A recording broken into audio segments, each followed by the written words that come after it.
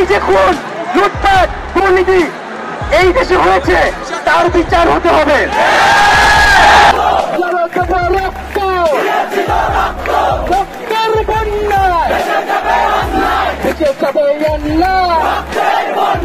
বাংলাদেশের অন্তর্বর্তী সরকারের উপদেষ্টা হচ্ছে নাহিদ ইসলাম।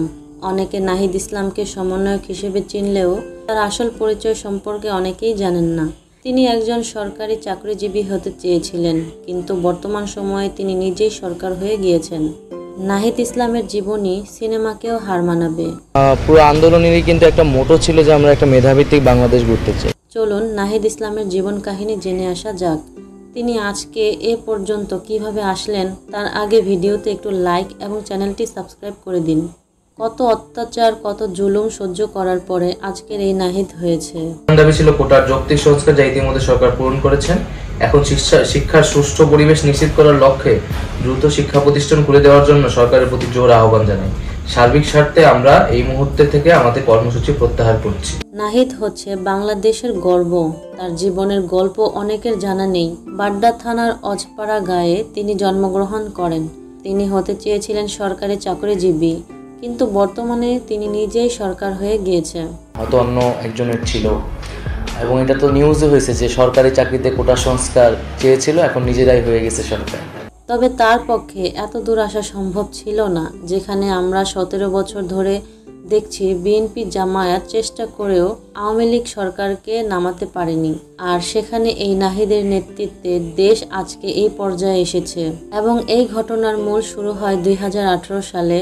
আমরা দেখতে পাই ভিপি নূরের নেতৃত্বে কোটা আন্দোলনের সেই সময় সহযোগী ছিলেন এই নাহিদ ইসলাম। এরপর 2024 সালে কোটা আন্দোলন শুরু হয় এবং কোটা আন্দোলন অনেক কঠোরভাবে দেখা দিলে আমরা দেখতে পাই এক পর্যায়ে গুম হয়ে যায় নাহিদ ও তার 5 সমন্বয়ক। এরপর 3 আগস্ট শুরু হয় এক দফা আন্দোলন এবং সবার একটাই দাবি ছিল স্বৈরা শাসকের পতন করতে হবে।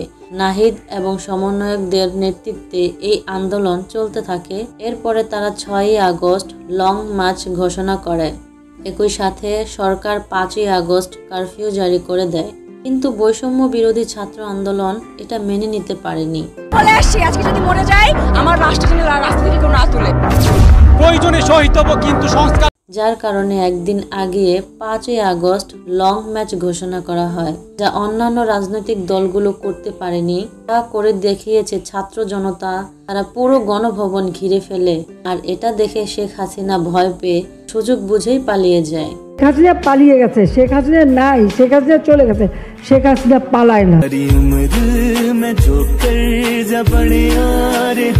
নাহিদ ইসলামের ব্যক্তিগত কিছু ফ্যাক্ট হচ্ছে, তার ডাক নাম ফাহিম। সে জন্মগ্রহণ করে ঢাকায় 1998 সালে। তার বাবা একজন শিক্ষক এবং তার মা একজন গৃহিণী। বর্তমানে নাহিদ বিবাহিত। আন্দোলনকারী ছাড়াও তার রয়েছে রাজনৈতিক পরিচয়। তিনি গণতান্ত্রিক ছাত্র শক্তির কেন্দ্রীয় নেতা। নাহিদ ইসলাম 2024 সালে 8 আগস্ট বাংলাদেশে অন্তর্বর্তী সরকারের উপদেষ্টা হিসেবে নিযুক্ত হন।